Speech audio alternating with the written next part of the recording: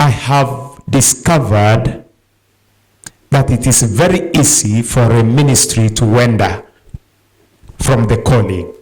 You can walk outside your calling.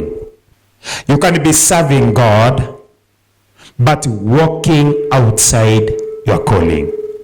A man of God, a woman of God, can serve God, but outside their calling. Every one of us has been called to serve God, but in a specific way. When you walk outside that way that has been ordained for you, then you exist. You don't succeed. When the Lord ordains you or calls you to serve, He creates your path of service, which means He ordains you to serve in a certain way, a certain place, certain people. But along the way, you can lose track. So it is possible to walk away from your calling, either as a minister or as a ministry. And you can walk away and serve other callings. That's why when men of God who are ministers start to open their ears to listen to the voices of men, they lose track. Because if you are a minister, then what you are doing is, there is something you are ministering, all right? When God has anointed you with a certain grace to minister, and then you do not walk in that grace, then that grace will not grow. Then you will start to become a copy of other people's graces, and therefore you will never grow. You will remain a copycat of other people's graces. A ministry that is copying will never become original. And I have also discovered another temptation. As you have more friends, they will bring to you what they believe is right for you, and they will distract you from the calling of God. Now, I want you to know, every calling is good for you, but not every calling is right for you. We have been called to serve the Lord, but not every calling is good, that which is right.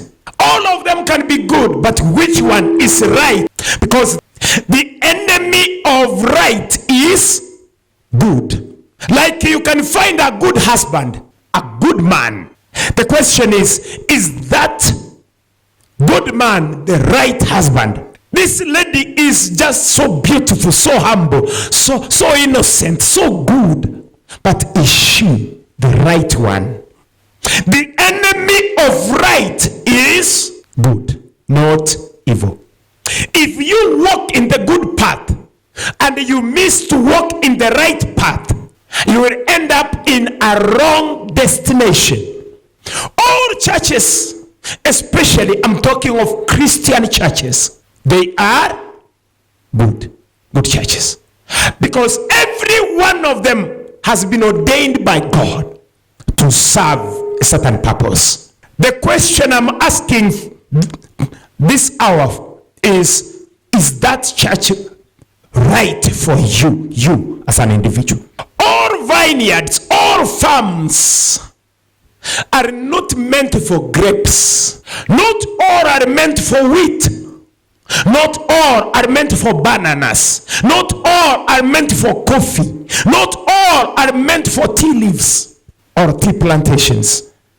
Not all farms are meant for sugarcane, but all farms are good.